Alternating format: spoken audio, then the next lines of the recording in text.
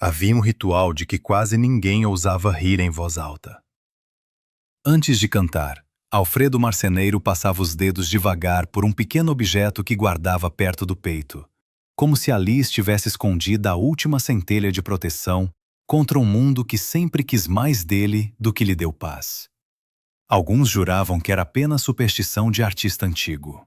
Outros, porém, diziam que ele levava esses sinais a sério demais, e que quando esse amuleto sumiu da casa, pouco antes do seu derradeiro mergulho na doença, o ar ficou pesado, as paredes pareceram encolher, e até os vizinhos sentiram que alguma coisa proibida estava acontecendo.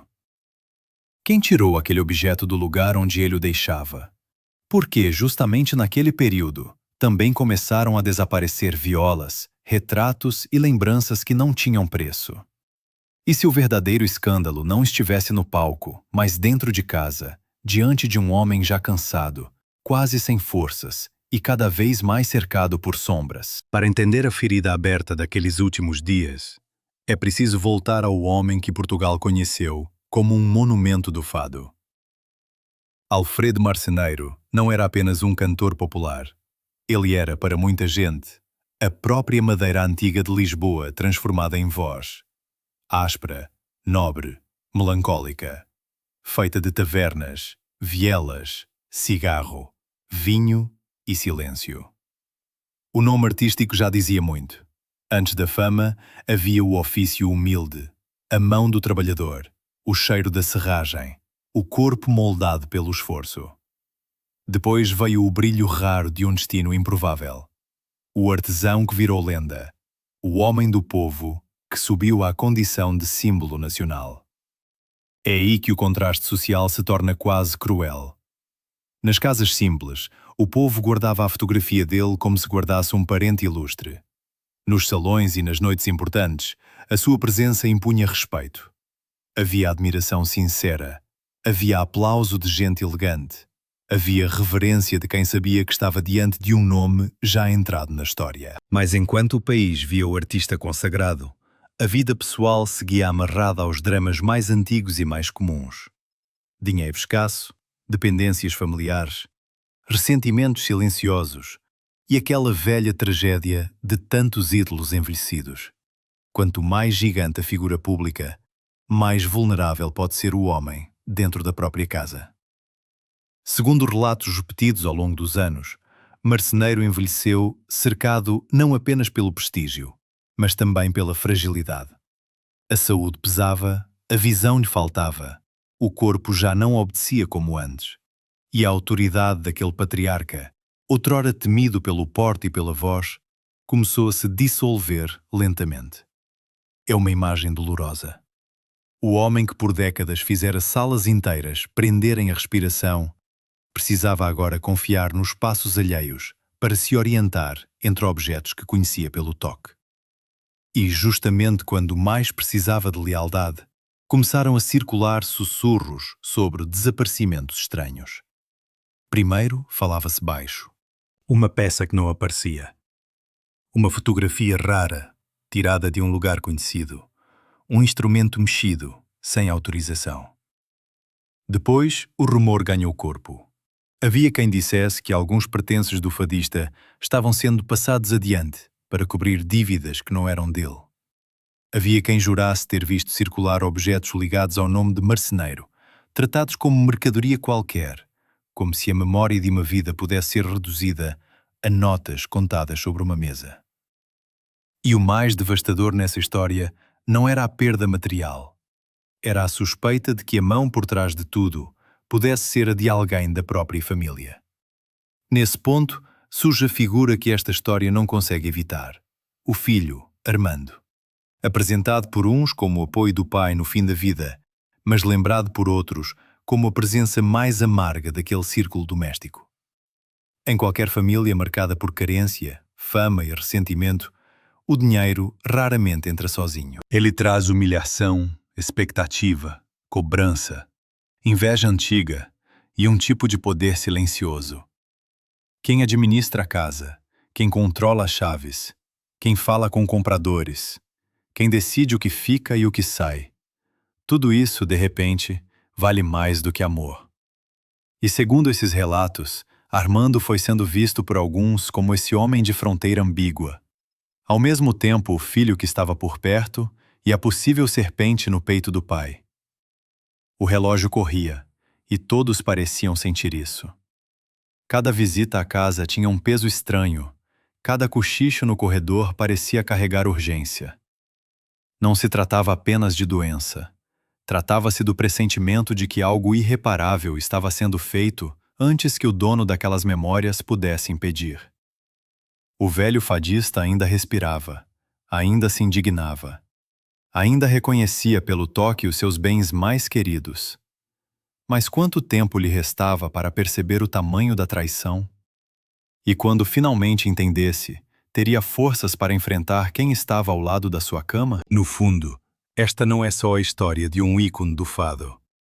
É a história insuportável de um homem que passou a vida construindo prestígio, guardando lembranças e defendendo a sua dignidade. Apenas para descobrir, no crepúsculo, que os inimigos mais perigosos nem sempre vêm de fora. Se o amuleto desaparecido já parecia um aviso sombrio, o que mais estava prestes a sumir das mãos de Alfredo Marceneiro, sem que o país soubesse. Havia papéis de que os admiradores nunca ouviram falar, folhas secas de cartório, recibos, autorizações e acertos domésticos que, vistos de longe, pareciam burocracia comum, mas que, vistos de perto, cheiravam a cativeiro moral. Na gaveta de uma casa envelhecida, entre documentos gastos e retratos já amarelados, segundo fontes e relatos posteriores, existiam registros que mostram como a velhice de um ídolo podia ser aprisionada não por grades, mas por dependência. Quem controlava os papéis, controlava a porta. Quem controlava a porta, controlava os objetos. E quem controlava os objetos podia transformar a herança sentimental de um país inteiro num balcão improvisado de sobrevivência e dívida. Que autorizações eram essas? Quem se beneficiava delas? E até que ponto Alfredo ainda mandava na própria vida? Quando se fala em artistas antigos, o público imagina glória acumulada, fortuna guardada, casas cheias de relíquias e uma velhice amparada pelo respeito. A verdade, tantas vezes, é bem mais áspera. A fama de marceneiro foi imensa, mas fama não significa necessariamente conforto estável, muito menos uma estrutura moderna de proteção patrimonial. Muitos nomes daquela geração viveram entre cachês irregulares, despesas familiares e uma relação quase artesanal com o próprio trabalho. O dinheiro entrava por talento, saía por necessidade, e o prestígio nem sempre se transformava em segurança. É nesse terreno que a questão do poder ganha um tom quase indecente. Um homem debilitado, com menos autonomia física, passa a depender da boa vontade de quem lhe organiza a rotina. E essa dependência, quando encontra atenção familiar, pode virar instrumento de domínio. Segundo memórias partilhadas por pessoas do entorno, já não era simples separar o que era cuidado do que era controle. Quem atendia as visitas? Quem decidia o que se mostrava ao velho cantor? Quem escolhia o que podia ser mexido, guardado ou levado? Essas perguntas, que parecem pequenas, escondem uma realidade brutal, a de um patriarca célebre que, no fim, podia já não ter pleno comando nem sobre as próprias recordações. Alguns relatos falam de instrumentos e fotografias. Outros citam objetos pessoais de valor afetivo, peças ligadas à carreira e lembranças insubstituíveis. Mesmo quando não eram tesouros de mercado, eram tesouros de identidade. Para um homem como o marceneiro, uma guitarra não era só madeira e corda. Era a continuação do corpo. Uma fotografia antiga não era papel. Era prova de existência, de glória, de amor, de perdas, de noites em que a voz venceu a pobreza. Vender essas coisas sem o seu consentimento seria mais do que um gesto de necessidade financeira. Seria uma espécie de desmantelamento íntimo. E aqui o quadro fica ainda mais perturbador. Porque, segundo a narrativa que atravessou vizinhanças e memórias, essas saídas de objetos não foram um evento isolado. Pareciam fazer parte de um movimento mais frio, mais calculado. Como se alguém tivesse decidido que a casa do ídolo era uma reserva da qual se podia retirar pedaços, aos poucos, enquanto o dono estava fraco demais para travar uma guerra aberta. Não estamos diante de um simples desaparecimento. Estamos diante da suspeita de um esvaziamento. Um esvaziamento material e, pior ainda, emocional. Há quem diga que o velho fadista começou a perceber pelo tato e pela memória espacial aquilo que os olhos já não podiam confirmar. Numa casa conhecida durante anos, até o silêncio muda quando algo falta. Uma estante mais leve, um espaço vazio sobre o móvel. A ausência de um retrato que a mão procurava automaticamente. É uma cena devastadora. O homem estende os dedos para encontrar um fragmento da própria vida e toca apenas poeira fria. Quantas vezes isso aconteceu, antes de ele entender que não se tratava de distração, mas de retirada deliberada. Por trás de tudo pairava a velha vergonha portuguesa de falar de dinheiro dentro da família. Discute-se pouco, engole-se muito, explode-se tarde demais. Dívidas alheias, despesas escondidas, humilhações caladas. Tudo isso vai se acumulando até que a casa deixe de ser abrigo e se torne um campo minado. Se Armando realmente enfrentava problemas financeiros, como sugerem os relatos, o nome do pai podia parecer, para um espírito desesperado ou ressentido, uma fonte rápida de socorro. Mas que tipo de filho olha para os objetos de um pai doente e enxerga neles apenas moeda de troca? O mais doloroso é imaginar que Alfredo Marceneiro talvez tenha sentido a armadilha se fechar aos poucos. O artista que dominou plateias inteiras podia já não ter domínio sobre uma gaveta. Um homem que foi ouvido por multidões podia já não conseguir fazer a própria indignação ecoar dentro da família.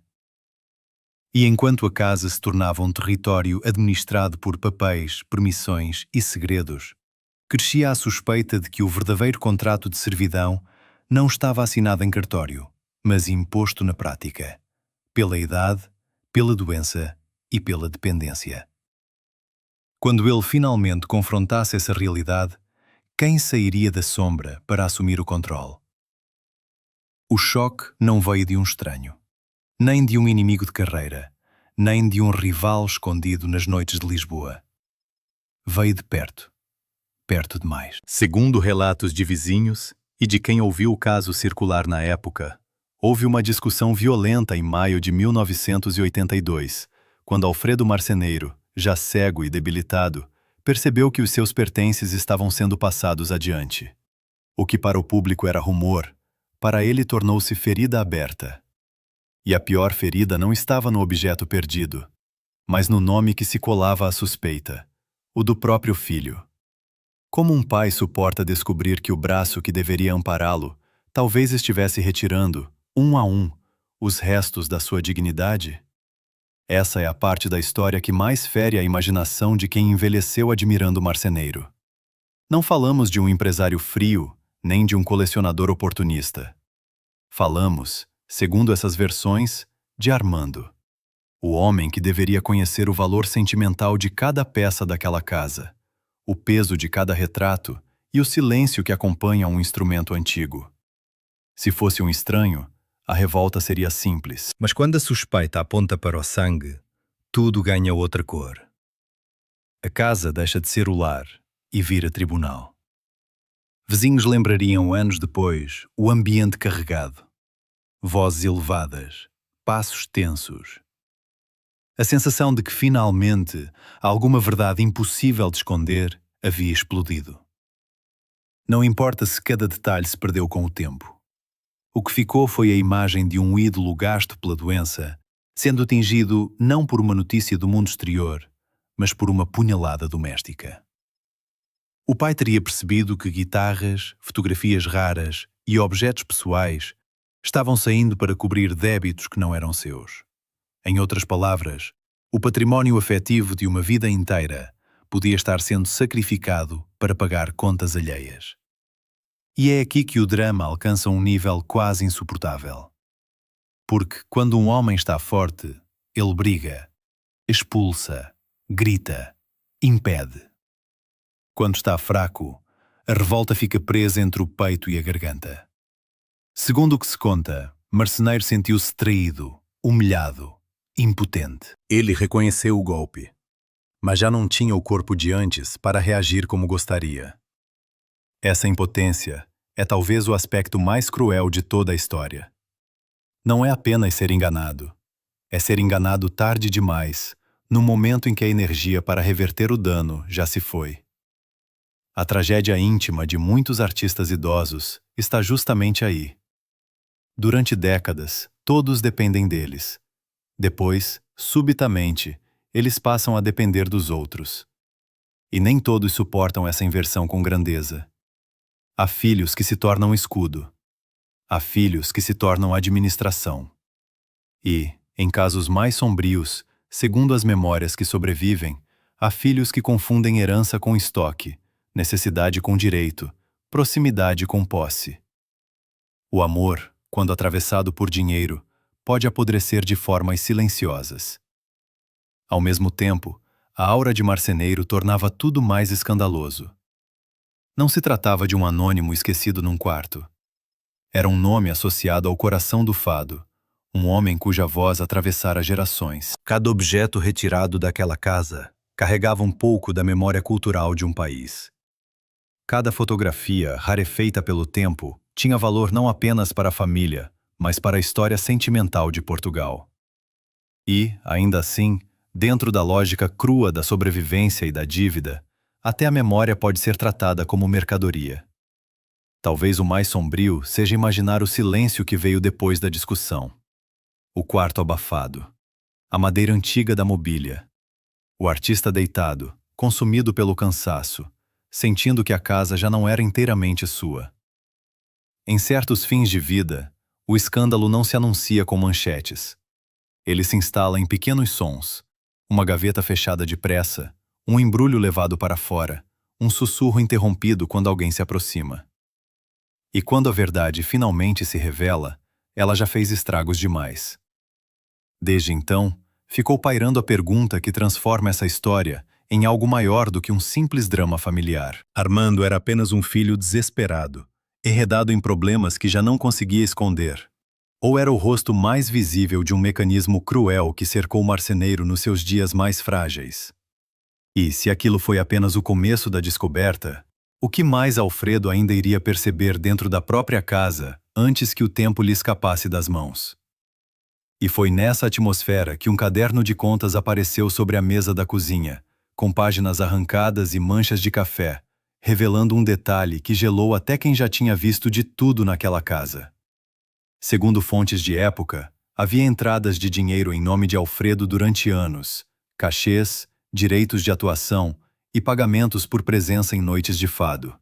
Mas, quando se tentou mapear o que restava disponível para ele no fim da vida, o quadro parecia de escassez quase absoluta. Um artista que, em várias noites, recebia o equivalente ao salário mensal de vários trabalhadores juntos, agora precisava discutir gastos básicos, como remédios, transporte e pequenas compras domésticas. O contraste era cruel demais para ser acidente. E o mais inquietante é que parte dos valores não desapareceu de uma só vez, mas em retiradas pequenas, repetidas, difíceis de rastrear. Como se alguém tivesse aprendido a drenar sem deixar alarme. Se o nome de marceneiro rendia tanto respeito e também dinheiro, para onde correu esse rio quando ele mais precisava de segurança? Conforme relatos recolhidos em memórias e entrevistas antigas, havia um hábito que chocava os mais próximos. Alfredo guardava notas dobradas dentro de capas de discos e entre fotografias, porque desconfiava de gavetas que já não controlava bem. Quem o visitava via esse ritual e comentava em voz baixa, entre pena e espanto, que um ídolo daquele tamanho vivia como quem teme ser saqueado dentro do próprio corredor. Alguns chamavam isso de mania de velho. Outros, mais atentos, viam ali instinto de sobrevivência. Nessa fase aparece uma figura que agravou a tensão. Um conhecido de Armando apelidado no bairro de Celso do Porto. Homem de conversa suave e dívida pesada. Frequentador de casas de penhor e rodas de jogo. Segundo fontes, não era um chefe de crime nem personagem folclórico, mas alguém com talento para cheirar fragilidade alheia e oferecer saídas rápidas que sempre custavam caro. Ele teria apresentado compradores de instrumentos antigos e intermediado vendas discretas. Em troca, ficava com comissão e com acesso cada vez maior aos bastidores da família. O incidente que mudou o tom ocorreu numa tarde abafada, quando uma pasta com comprovativos sumiu do armário baixo e reapareceu horas depois, sem 2 recibos de venda de peças musicais. Um vizinho relatou que houve correria na escada, porta batida e um saco de lona sendo levado por um rapaz que não morava ali. Na mesma noite, 2 conhecidos da noite lisboeta comentaram que uma viola atribuída ao cantor havia sido oferecida por valor abaixo do mercado. A versão oficial, repetida para acalmar curiosos, dizia que eram trocas antigas e autorizadas para reorganizar a casa. Mas a aritmética não fechava. Pelas contas de quem acompanhava de perto, os objetos saíam por cifras que pagavam uma semana de aperto, enquanto o valor histórico deles poderia sustentar meses de tranquilidade, se houvesse gestão transparente. Era como vender uma janela inteira para comprar um pacote de velas. E cada venda desse tipo enfraquecia mais o poder de Alfredo dentro do lar, porque memória também é poder, e ele via sua história virar troco. Com o avanço da fragilidade física, surgiu outro detalhe duro de ouvir. Segundo testemunhos, alguns pagamentos por apresentações de homenagem eram recebidos por terceiros e demoravam a chegar às mãos dele. Quando chegavam, um artista com décadas de palco, reduzido a pedir explicações sobre valores que carregavam o seu nome. Para quem vivia com reforma pequena e contas contadas no fim do mês, aquilo parecia um escândalo de outro mundo. No bairro, a reação misturava inveja antiga e condenação moral. Havia quem dissesse que família de artista sempre vive de luxo e drama. Então ninguém tinha direito de reclamar. Mas havia também senhoras que lembravam quanto custava pôr comida na mesa e se revoltavam com a ideia de que peças de valor afetivo fossem tratadas como moeda de urgência. O murmúrio ganhou força porque não era só sobre dinheiro, era sobre quem tinha o direito de decidir sobre ele. Segundo fontes, quando Alfredo pediu para tocar numa determinada guitarra e não a encontrou, alguém respondeu com uma desculpa confusa sobre empréstimo temporário. Dias depois, a mesma desculpa mudou de forma. Virou manutenção, depois virou esquecimento, depois silêncio. Essa sequência de versões contraditórias não prova crime por si só, mas mostra um ambiente em que a verdade era empurrada para depois. E em casas onde cada dia pesava como chumbo, depois podia ser tarde demais. Houve ainda uma tentativa de conter danos. Um parente mais distante, que evitava a exposição pública, teria sugerido um inventário informal dos objetos mais importantes, com a assinatura de 2 testemunhas do prédio. A proposta foi recebida com frieza por quem controlava a rotina da casa e acabou nunca saindo do papel. Sem lista oficial, cada ausência virava discussão sem prova, e cada prova virava papel solto. Quem ganhava com essa confusão contínua? Naquelas semanas, Alfredo alternava momentos de lucidez afiada e cansaço profundo, como se lutasse para manter de pé uma muralha que já rachava por dentro. Ele ainda fazia perguntas duras, ainda reconhecia o peso de uma caixa, o cheiro de madeira antiga, a textura de um retrato gasto, mas enfrentava uma barreira invisível, feita de negação e pressa. A casa parecia funcionar em 2 relógios, o dele, lento e doloroso, e o dos outros, rápido e interessado. Quando uma família passa a medir afeto em recibos, o que resta de herança além da ferida? E no meio desse labirinto financeiro, apareceu um dossiê de emissoras com anotações à margem que acendeu outra suspeita ainda mais explosiva. Segundo pesquisadores e cronistas, havia uma lista interna de artistas que deviam ser evitados em certos programas de rádio e televisão. Não por falta de público, mas por atritos políticos e pessoais. O nome de Alfredo teria sido marcado em períodos específicos, com recomendações de reduzir convites e limitar exposição. Não era um banimento oficial anunciado ao público, era algo mais cinzento, mais português. O silêncio administrativo que mata a carreira sem deixar assinatura. Para um homem já doente, perder espaço no ar significava perder não só prestígio, mas renda imediata para manter a casa.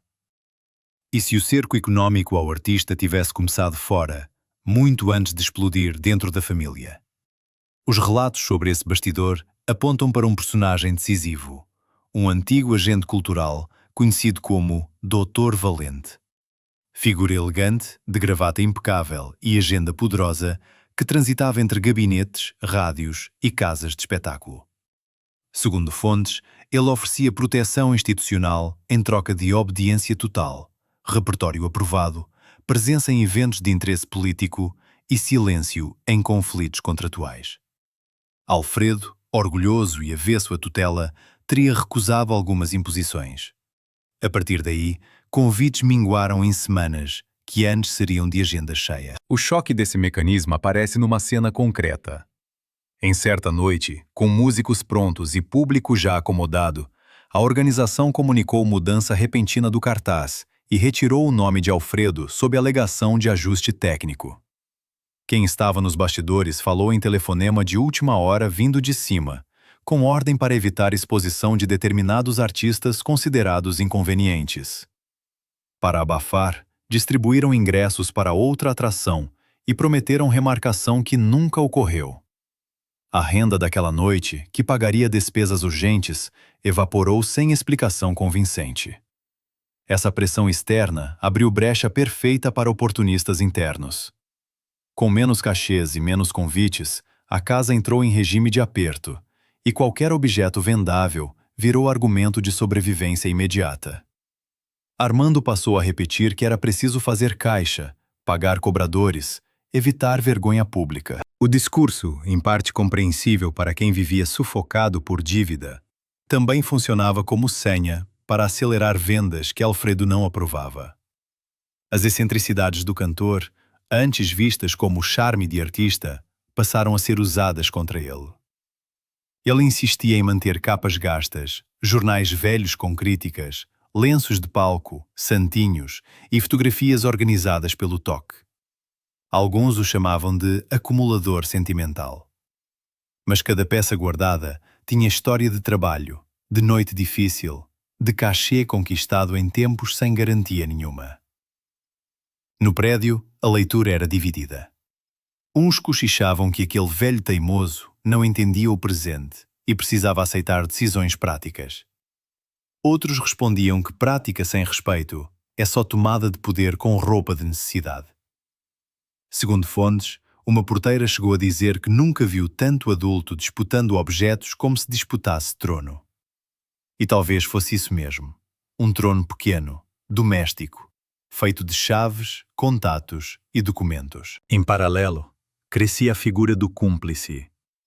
Um produtor de segunda linha, chamado por alguns de Nuno da Madragoa, aproximou Armando de compradores que preferiam negócio em dinheiro vivo, sem recibo e sem perguntas. Não era uma rede grandiosa, era uma cadeia de favores e urgências, típica de quem vive no fio da navalha financeira. Cada intermediação parecia pequena, mas somadas, essas saídas desenhavam um esvaziamento. Houve tentativa de limpeza de imagem. Pessoas ligadas ao círculo de Armando espalharam que Alfredo estava confuso, que autorizava num dia e esquecia no outro, que a casa precisava de ordem. Essa narrativa foi útil para neutralizar testemunhas e enfraquecer qualquer contestação. Porém, segundo vizinhos, quando o cantor estava sereno, ele descrevia com precisão o lugar de cada peça e o momento em que ela sumiu. Confusão ou memória ferida? Quem tinha interesse em decidir essa versão final? Quando a fama enfrenta um bloqueio silencioso por fora e a confiança rui por dentro, o artista fica sem ar em duas frentes ao mesmo tempo. Sem palco estável, ele perde dinheiro. Sem comando da casa, ele perde dignidade. E sem dignidade, qualquer decisão vira imposição disfarçada de ajuda. Você acredita que esse cerco foi apenas coincidência de crise? Ou enxerga um pacto de conveniência entre poder de gabinete e desespero doméstico? No fim daquele corredor, onde as discussões explodiam, havia um endereço sobre o qual quase ninguém falava. Um pequeno apartamento numa rua discreta de Lisboa, alugado em nome de terceiro, onde caixas chegavam à noite e saíam antes do amanhecer. Segundo fontes, não era refúgio romântico, nem depósito inocente de mudança. Era um ponto de triagem. Ali, objetos eram limpos, separados, fotografados e preparados para circular sem ligação direta com a casa de Alfredo. O prédio tinha cheiro de cera velha, escada estreita e vizinhos que fingiam não ver para evitar problema. Em algumas noites, ouviam-se vozes baixas, papel rasgando, metal batendo de leve em madeira. Se a residência oficial era palco de drama, esse endereço paralelo parecia ser a oficina silenciosa do desmonte. Quem orbitava esse lugar era justamente o tipo de personagem que floresce em zonas cinzentas.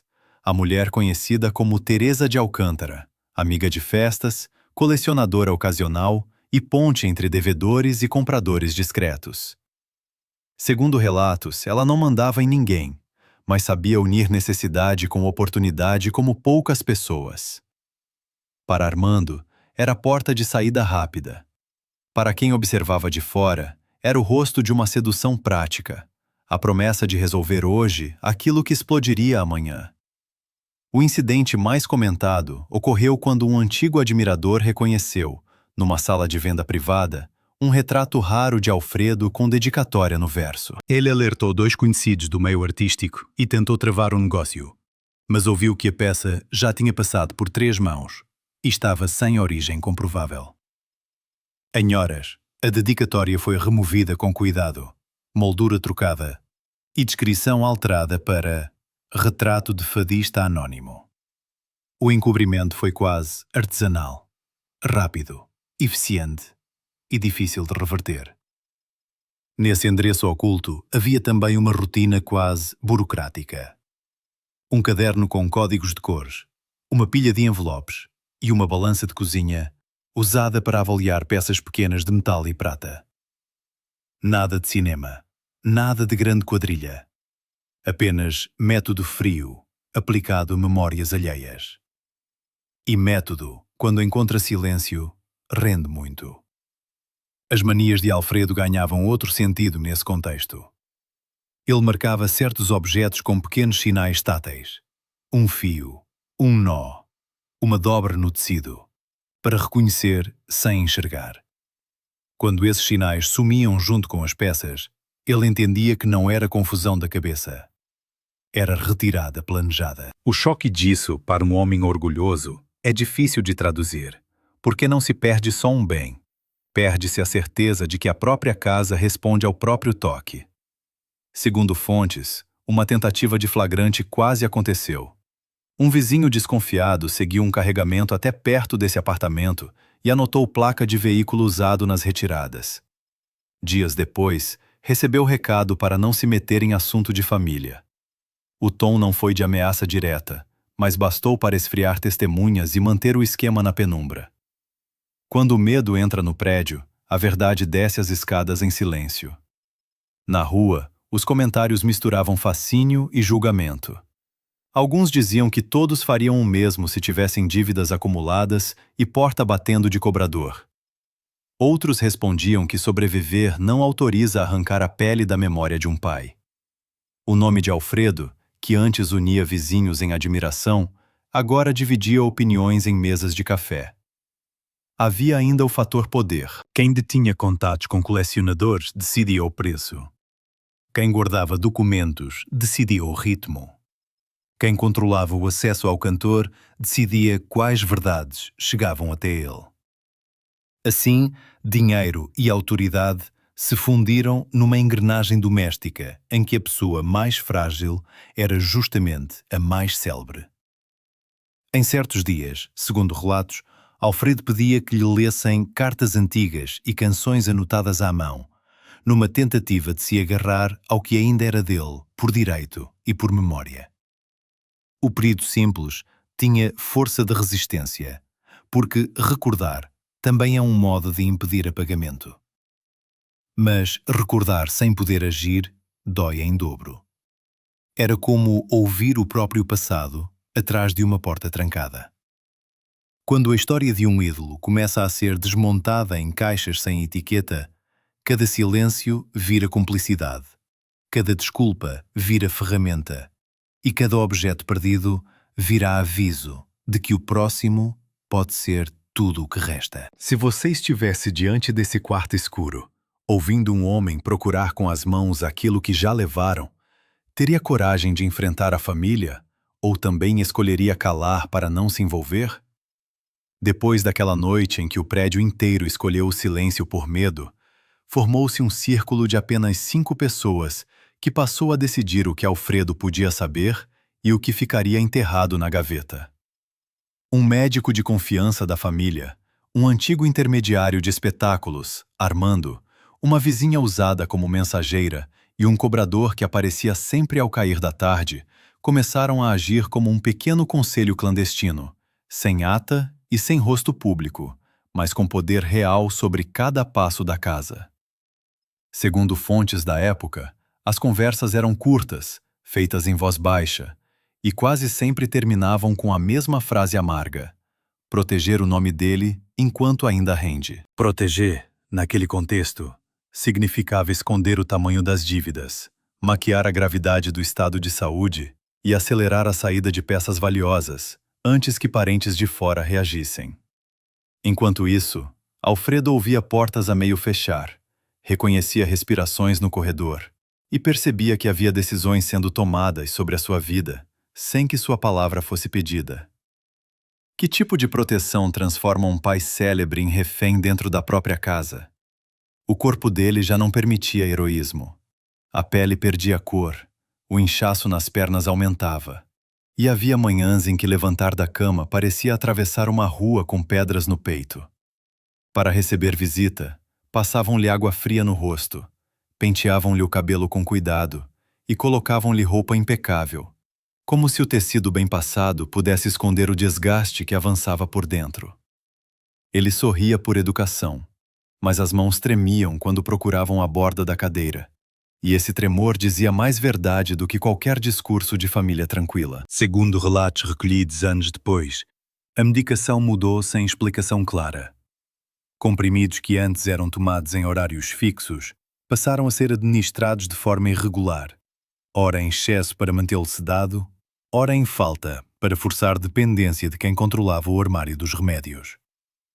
Um receituário antigo desapareceu do criado mudo e reapareceu com anotações diferentes, como se alguém estivesse reescrevendo a história clínica para justificar escolhas que ninguém queria discutir abertamente.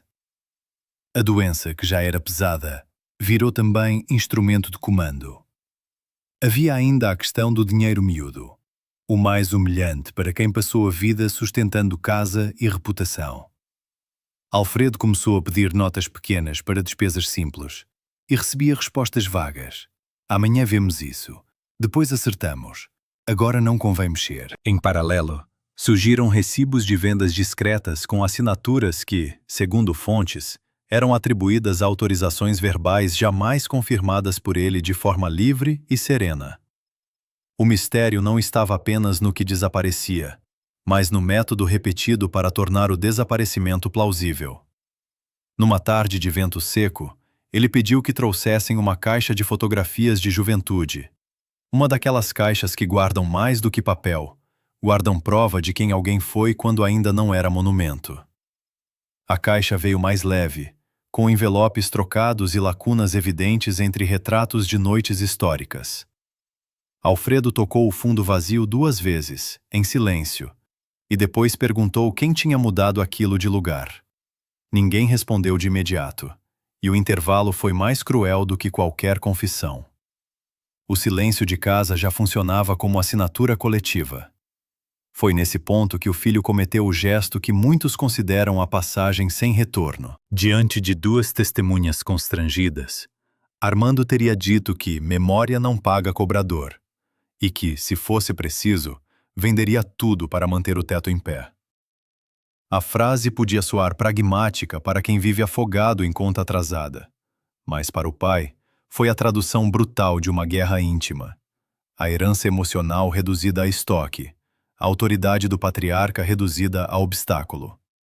Ali, o predador não vinha da rua, vinha da mesa de jantar. Mesmo assim, Alfredo tentou um último movimento de recuperação, talvez o mais humano de todos. Pediu para organizar uma pequena noite de fado íntima, sem pompa, apenas com músicos de confiança e amigos antigos, para levantar algum dinheiro limpo e recuperar voz na própria história. A ideia correu pelo bairro como um fio de esperança, mas foi minada antes de nascer. Convites travados, parceiros desestimulados.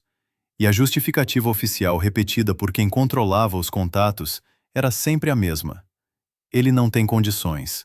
Melhor evitar desgaste. Quando a esperança foi cancelada por dentro, restou a ele apenas a cama, o cheiro da madeira antiga e a certeza de que lhe roubavam até o direito de tentar. E você acha que esse bloqueio foi cuidado sincero ou cálculo frio para manter o comando nas mesmas mãos? A semana seguinte trouxe uma revelação ainda mais dura, porque não vinha de boato de corredor. Vinha de papel clínico e de testemunho de quem esteve presente. Em 2 visitas domiciliares, profissionais de saúde registraram sinais de exaustão extrema e recomendaram repouso absoluto, com supervisão rigorosa e suspensão de qualquer esforço público. Só que, conforme fontes, esse alerta foi filtrado antes de chegar aos ouvidos de todos, e a versão que circulou era mais conveniente. Ele está cansado, mas aguenta uma homenagem curta. Em outras palavras, o diagnóstico real era tratado como ameaça ao caixa da casa. Quantas vezes um artista é forçado a parecer inteiro quando já mal consegue respirar sem dor? Nas horas que antecederam uma dessas homenagens privadas, o ritual tornou-se quase teatral. Passavam-lhe pomada nas mãos para esconder o ressecamento, apertavam-lhe o colarinho para sustentar a postura e ofereciam calmante para conter a ansiedade que crescia, sempre que ele ouvia vozes estranhas no corredor. Quem o viu naquele dia descreve um homem educado, digno, tentando colaborar com tudo, mas com um cansaço visível nos ombros e na fala. O brilho estava no nome, não no corpo. Segundo relatos, havia uma pasta médica com exames e observações mais graves, que simplesmente deixou de circular entre parentes críticos. E esse sumiço abriu espaço para decisões arriscadas. Sem informação completa, muitos acreditavam que ele estava apenas frágil pela idade, quando, na verdade, o estado era mais delicado e exigia proteção real. Segundo fontes, a ocultação de dados de saúde teria funcionado como senha para manter a agenda que interessava aos gestores da crise doméstica. O segredo médico virou moeda de poder. Nessa fase, Alfredo passou a esquecer trechos de letras que cantara por décadas, e essa perda de memória imediata cortava-o por dentro com uma dor que ele tentava disfarçar. Pedia que soprassem o começo de um verso, retomava no meio, e depois sorria para não expor constrangimento diante dos mais jovens. A plateia íntima aplaudia por amor, mas ao regressar ao quarto, ele perguntava em voz baixa se tinha falhado muito. A lenda estava de pé para fora e em ruína para dentro. A cena de maior tensão ocorreu no fim de maio de 1982, quando ele descobriu que mais uma guitarra e um conjunto de fotografias tinham sido negociados.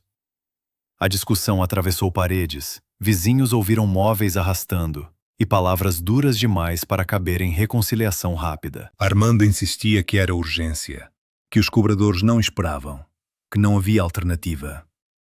O pai respondia com a única força que ainda tinha, a voz indignada de quem percebe que está sendo desmontado em vida.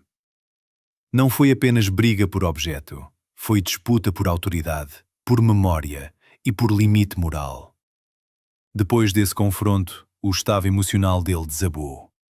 Passou a dormir pouco, chamava por nomes antigos durante a madrugada e pedia que confirmassem se a porta estava trancada, como quem teme perder o pouco que restou. A saúde, já comprometida, acelerou o declínio num ritmo que assustou até pessoas acostumadas ao drama da casa. E, segundo fontes, em vez de reduzir tensão, o entorno fechou ainda mais o acesso. Menos visitas, menos testemunhas, mais controle narrativo. Ainda assim, houve um último impulso de retorno, quase um ato de sobrevivência espiritual. Alfredo aceitou gravar em casa, de forma simples. Uma interpretação curta para registrar que ainda era dono da própria voz, mesmo que cansada e quebradiça.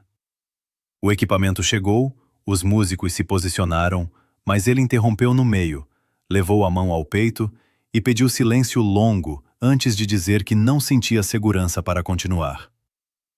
A tentativa fracassou não por falta de talento, mas porque corpo, medo e cerco tinham se juntado contra ele.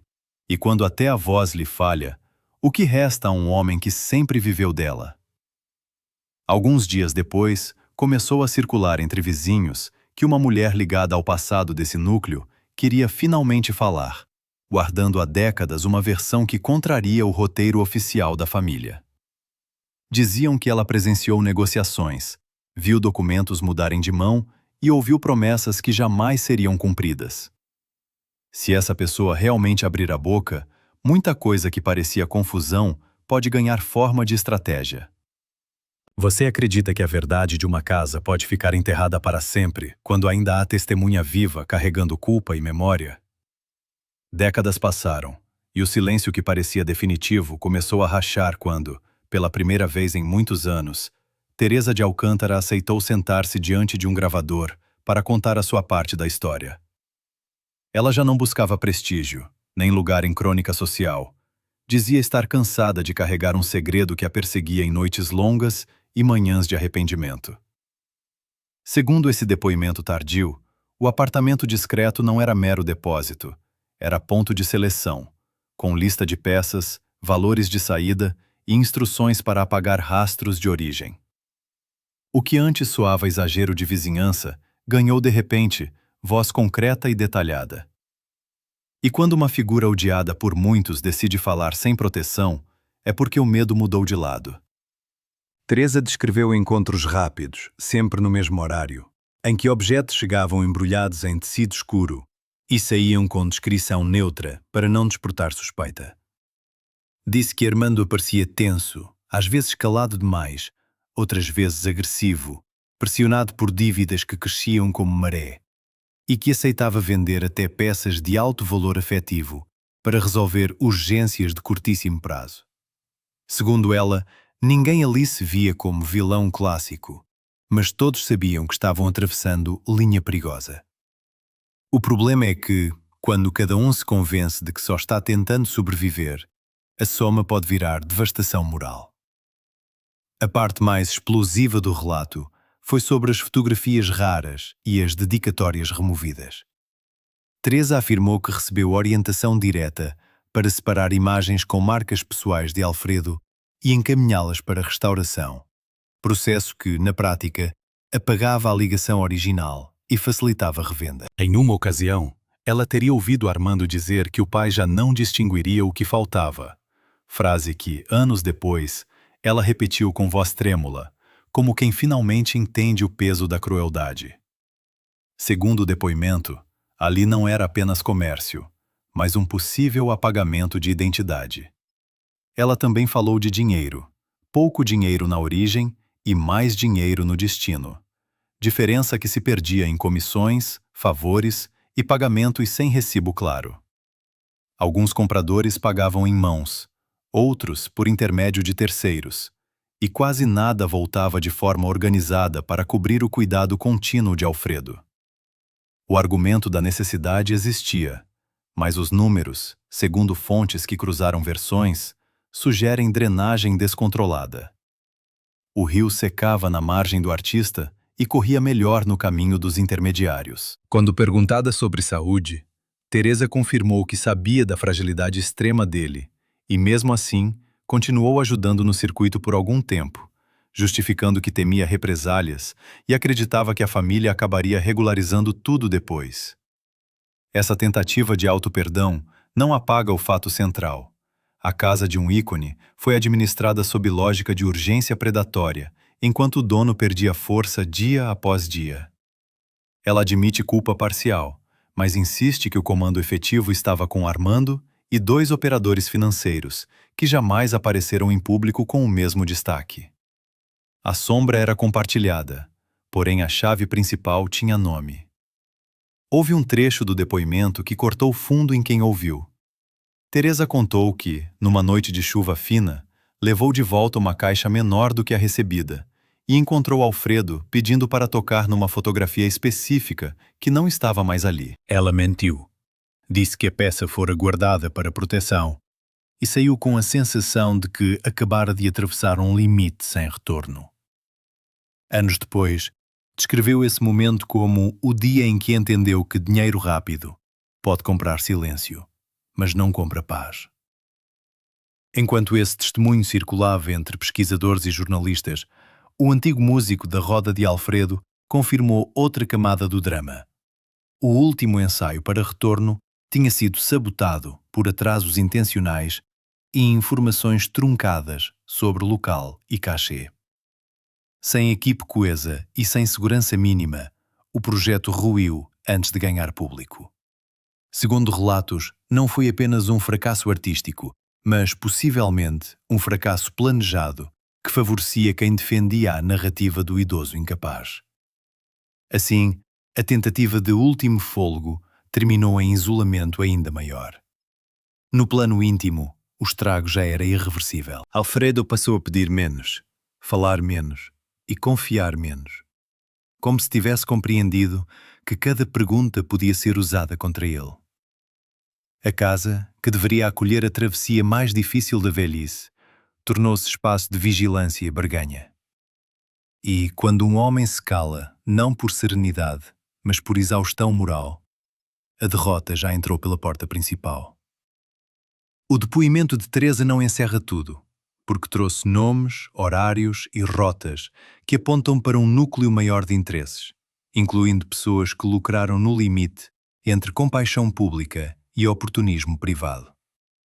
Há documentos ainda dispersos, há recibos sem correspondência e há testemunhas que continuam evitando câmara e gravador por receio de exposição tardia. A pergunta que fica, antes de abrir a próxima parte desta história, é direta e incómoda. Quem mais ganhou quando a voz de Alfredo perdeu força dentro da própria casa? E foi justamente quando essas rotas começaram a ganhar nomes que surgiu a visita que, segundo várias versões, partiu o pouco de resistência que ainda restava em Alfredo.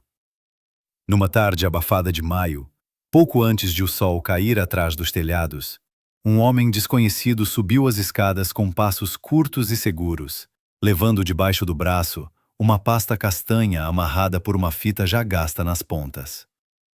A porteira lembraria, anos depois, do cheiro forte de água de colônia e do casaco escuro demasiado pesado para o calor, como se aquele visitante quisesse parecer mais importante do que realmente era.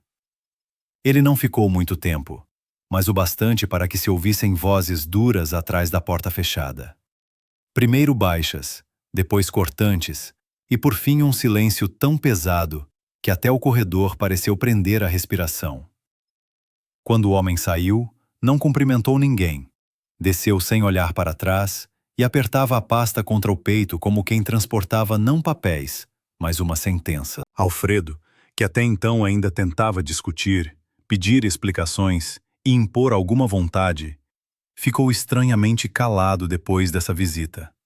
Recusou comida naquela noite e pediu apenas que o deixassem sozinho por alguns minutos. O que foi mostrado a ele naquele quarto para provocar uma mudança tão brusca num homem que já tinha enfrentado humilhação, doença e perda sem se render por completo? Segundo fontes orais recolhidas ao longo dos anos, esse visitante não era um simples cobrador. Tratava-se de um intermediário ligado a penhores e acertos privados, alguém chamado em certos relatos de Senhor Bastos, homem conhecido por transformar vergonha alheia em instrumento de pressão. Ele teria levado uma lista de objetos já comprometidos, nomes de compradores e, mais grave ainda, apontamentos de dívidas associadas a Armando que ultrapassavam o que a família conseguia esconder dos vizinhos. Não era apenas um lembrete financeiro. Era a prova de que a casa de Alfredo já estava integrada numa engrenagem de favores, promessas e cobranças sem retorno limpo. Há versões ainda mais amargas. Segundo uma delas, o visitante teria colocado sobre a mesa 2 fotografias e um recibo dobrado, explicando com frieza que certas peças do cantor já circulavam em mãos de terceiros e que desfazer o resto rapidamente evitaria escândalo maior. Outra versão sustenta que ele insinuou uma possível exposição pública das dívidas do filho, usando o nome do pai como escudo e ameaça ao mesmo tempo. Para um artista educado numa lógica de honra antiga, isso era quase insuportável. Não se tratava só de empobrecer. Tratava-se de ver o próprio nome, construído em décadas, usado como garantia moral para cobrir erros que não eram seus. Depois daquela conversa, o comportamento de Alfredo mudou de forma que até pessoas discretas perceberam. Ele passou a pedir que confirmassem repetidamente se armários e gavetas estavam fechados. Tateava os móveis, como se quisesse memorizar, uma última vez, a geografia da própria casa. E, segundo relatos, chegou a pedir que lhe descrevessem quem entrava e quem saía do prédio.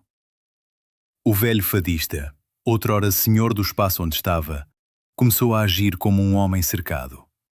O poder simbólico ainda era dele para o país, mas o poder prático, o de mandar parar, abrir, devolver, já escorria pelos dedos. Na noite seguinte, houve nova discussão com Armando, desta vez mais baixa e mais venenosa. Não se ouviu o estrondo de antes, mas frases partidas atravessaram a parede como facas curtas. Alfredo teria perguntado quem autorizara a mostrar papéis da família a estranhos. Armando, segundo uma vizinha, respondeu que as contas não esperavam respeito e que a realidade era mais dura do que a nostalgia do pai. Essa frase resume o abismo entre os dois. De um lado, um homem para quem cada objeto carregava vida. Do outro, um filho esmagado por dívida e já acostumado a olhar para relíquias como saída imediata. Foi também nesse período que um detalhe profundamente cruel ganhou força entre os que observavam de perto. Segundo fontes, Armando passou a controlar ainda mais as visitas, justificando que o pai precisava de repouso, mas na prática, filtrando quem podia ouvir queixas, perceber ausências e cruzar versões. Toda casa dominada por segredo cria uma rotina peculiar, com portas entreabertas, respostas prontas e uma cortesia tensa que esconde guerra. A autoridade do filho crescia justamente à medida que a fraqueza do pai se aprofundava. Alguns amigos tentaram chegar perto, mas encontraram resistência. Um antigo companheiro de noites de fado teria oferecido ajuda para localizar certos objetos e entender o rastro das vendas. Porém, foi informado de que a situação estava sob controlo e que qualquer interferência só agravaria o estado emocional do cantor. Segundo fontes, esse discurso de proteção funcionava como muralha. Quem quisesse ajudar precisava antes passar pelo próprio núcleo que estava sob suspeita. E quando o guardião da porta é também o homem acusado, a verdade quase nunca atravessa o corredor intacta. A partir daí, o declínio tomou também um tom psicológico. Alfredo falava menos do passado glorioso e mais das faltas presentes, como se a ferida já não estivesse na memória distante, mas no espaço vazio entre a mão e o objeto procurado. Uma cadeira fora do lugar podia irritá-lo. Uma moldura ausente bastava para lhe alterar a respiração. Em certo momento, segundo testemunhos, ele murmurou que estavam a despir a casa antes de o seu caminho terminar. Não era figura de linguagem, era a descrição exata do que sentia. Essa visita misteriosa parece ter feito o que nem a doença, nem a pobreza tardia, nem a humilhação doméstica haviam conseguido por completo. Convencer Alfredo de que o cerco estava consolidado e de que o seu nome já circulava em mesas onde ele não tinha assento. O pai ainda era respeitado na rua, mas dentro da engrenagem da dívida já estava reduzido à assinatura ausente, património vulnerável e consciência ferida. Você acredita que aquele homem desconhecido foi apenas um cobrador qualquer? Ou foi um mensageiro que veio mostrar a Alfredo que a traição dentro de casa já tinha ido longe demais? Pouco depois de o seu caminho se encerrar, entre papéis gastos, lenços dobrados e uma gaveta que cheirava a madeira velha e cânfora, apareceu um envelope pardo com a inscrição trêmula para não beitar fora. Dentro dele havia uma folha curta, manchada na borda e dobrada tantas vezes que quase se rompia ao toque, além de um pequeno recibo sem carimbo oficial que contrariava a versão repetida durante anos de que tudo não passara de confusão provocada pela doença. Segundo fontes que tiveram acesso indireto ao conteúdo, aquela nota mencionava pelo menos 2 peças retiradas sem consentimento livre do cantor e citava, de forma ainda mais dolorosa, a palavra vergonha, ao lado do nome do próprio filho. O papel não era um testamento nem um dossiê completo. Era algo muito mais devastador. Um fragmento de lucidez deixado por um homem já enfraquecido, tentando fixar em palavras aquilo que temia não conseguir provar depois. Se esse documento realmente existiu, por que sumiu de circulação tão depressa e por que tantas pessoas se esforçaram para reduzi-lo a rabisco sem valor? Segundo relatos preservados por gente próxima do bairro, o envelope teria sido encontrado nos dias de arrumação apressada após a partida de Alfredo deste mundo. A casa ainda carregava o cheiro pesado de remédio, roupa fechada e flores que já começavam a perder frescura. E os familiares tratavam de pôr ordem no que, na verdade, era um campo de ruínas emocionais. Foi então que uma mulher ligada à vizinhança percebeu o nome escrito no envelope e insistiu para que ele não fosse descartado junto com contas antigas. O gesto parece pequeno, mas em histórias assim, tudo depende de pequenos atos de coragem. A folha, segundo essas versões, teria sido lida apenas por poucas pessoas antes de desaparecer. Nela, Alfredo apontaria que determinadas guitarras, fotografias e objetos de uso pessoal já não se encontravam onde sempre estiveram, e registraria que nada fora entregue com o seu pleno acordo. Não era uma denúncia formal. Era quase um desabafo transformado em prova íntima. Justamente por isso, tinha um valor devastador. Porque desmontava a narrativa confortável de que o velho cantor confundia lembranças, exagerava perdas ou autorizava tudo e depois esquecia. O recibo, junto ao papel, tornava a situação ainda mais esquinhosa. De acordo com fontes, tratava-se de uma anotação de venda com descrição vaga de instrumento antigo, valor abaixo do esperado e assinatura cuja origem nunca foi explicada de modo convincente. O mais perturbador era a data, muito próxima das semanas finais do artista, quando seu estado físico e emocional já levantava dúvida séria sobre qualquer consentimento real. Em termos morais, aquilo soava como sentença. Não bastava dizer que a família precisava de dinheiro.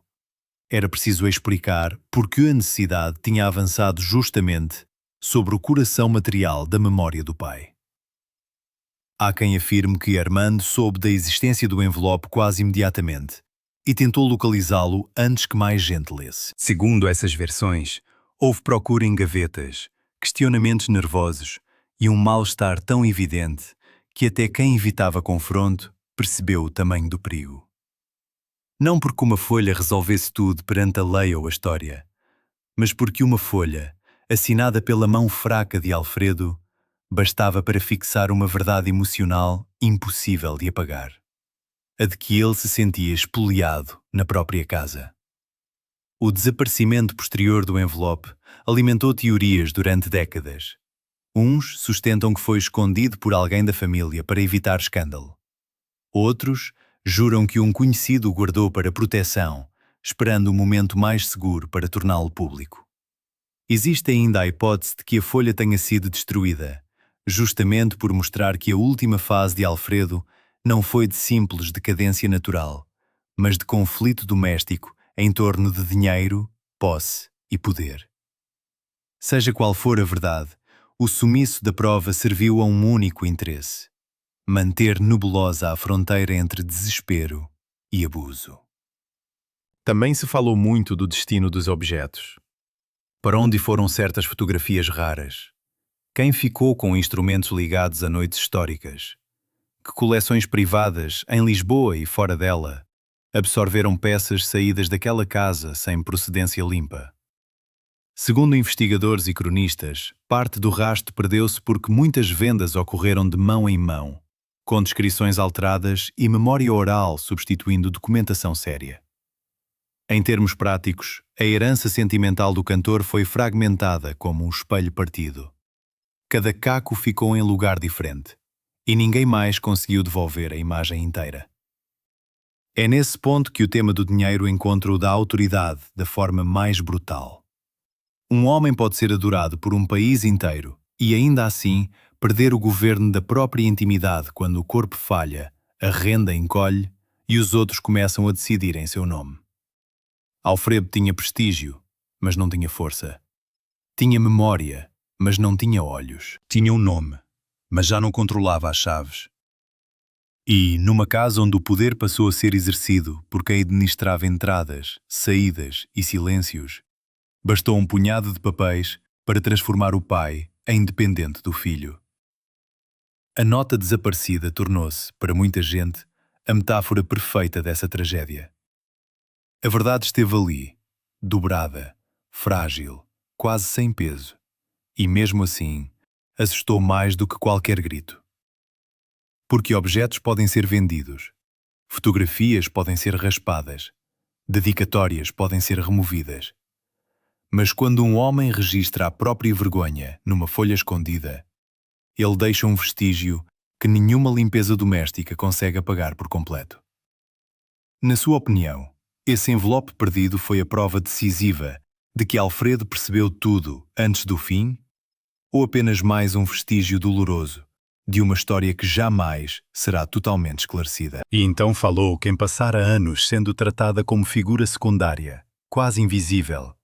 Uma dessas mulheres que entram e saem de casas antigas carregando roupa, recados e segredos, sem que ninguém lhes pergunte o que viram. Eu vi o Sr. Alfredo procurar uma guitarra que já não estava lá. Foi assim, segundo o depoimento recolhido em fontes tardias, que uma antiga empregada doméstica ligada ao prédio começou a sua confissão. Ela disse que se calou por medo, por dependência e pela sensação de que ninguém compraria briga com uma família já envenenada por dívidas e vergonha. A mulher, identificada em alguns relatos apenas como Dona Emília, contou que entrava para ajudar em limpezas leves, arrumar roupa e levar comida em períodos mais difíceis. Por isso, presenciou o que as visitas formais jamais viam. Viu Alfredo sem a pose do mito, de chinelos gastos, rosto cansado e mãos procurando no ar os contornos de um passado que começava a ser arrancado dele. Viu também o ambiente mudar depois de cada venda, como se a casa perdesse não apenas objetos, mas temperatura moral. Se quem limpava o pó e recolhia os copos confirma o coração da tragédia, quanto tempo ainda se pode fingir que tudo foi exagero de vizinho? Segundo Dona Emília, Alfredo não estava mergulhado numa névoa permanente, como alguns tentaram insinuar mais tarde. Havia dias de cansaço severo e confusão, sim, mas havia também momentos de lucidez cortante, em que ele descrevia com exatidão o lugar de cada fotografia, de cada lenço de palco, de cada instrumento guardado por décadas. Ela recordou um episódio em que o cantor pediu um retrato antigo e, ao receber outro no lugar, percebeu imediatamente a troca apenas pelo tamanho do papel e pela textura da moldura. Esse detalhe é precioso. Mostra que a sua memória sensorial continuava ativa, atenta e dolorosamente consciente do esvaziamento ao redor. O depoimento ficou ainda mais duro quando entrou no comportamento de Armando. Segundo a mulher, o filho alternava fases de aparente ternura com acessos de impaciência e descontrole. Sobretudo quando surgiam contas, chamadas de cobradores ou perguntas sobre peças desaparecidas. Não era um vilão de romance, sempre frio e igual. Era um homem atravessado por desespero, orgulho ferido e a crença cada vez mais perigosa de que a proximidade com o pai lhe dava direito de decidir sozinho. Esse tipo de mistura costuma produzir as tragédias mais difíceis de julgar, porque há necessidade real, mas também há escolha moral. Dona Emília afirmou ainda que, em mais de uma ocasião, ouviu Alfredo pedir que certas coisas não saíssem de casa. Falava de guitarras, de retratos e até de objetos pequenos, sem grande valor comercial, mas carregados de lembrança. Segundo ela, a resposta raramente era frontal. Vinham rodeios, promessas vagas, desculpas sobre empréstimos, concertos ou organização. Com o tempo, essa sucessão de meias-verdades corroeu o velho cantor por dentro. Não foi um golpe único.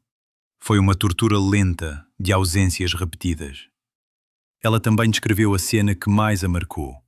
Numa manhã silenciosa, ao ajeitar o quarto, viu Alfredo passar a mão por uma prateleira vazia e parar ali por alguns segundos, como se escutasse o vazio. Depois ele teria dito, muito baixo, que até a madeira parecia mais fria quando roubavam a lembrança de cima dela.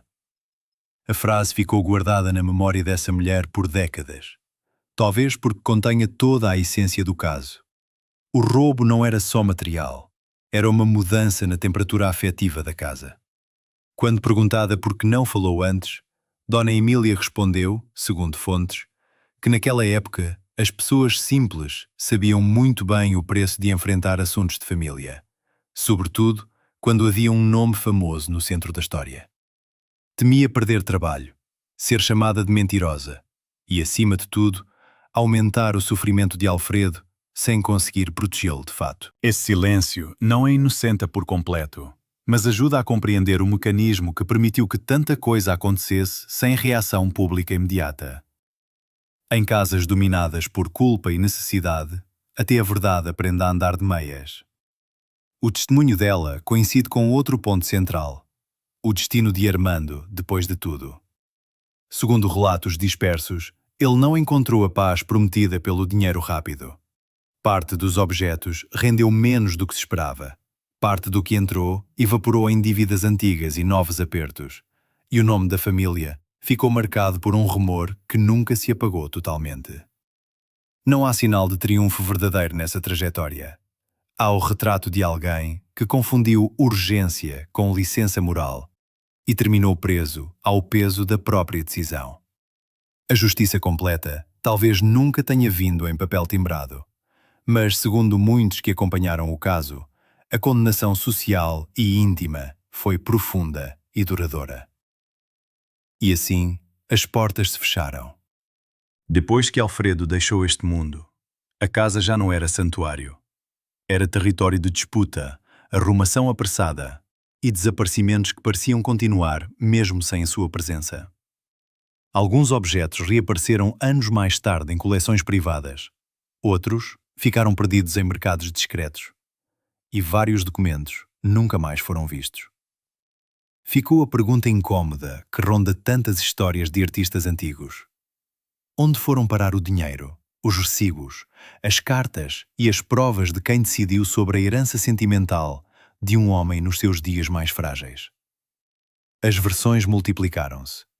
Uns disseram que tudo foi necessidade brutal de uma família sem saída.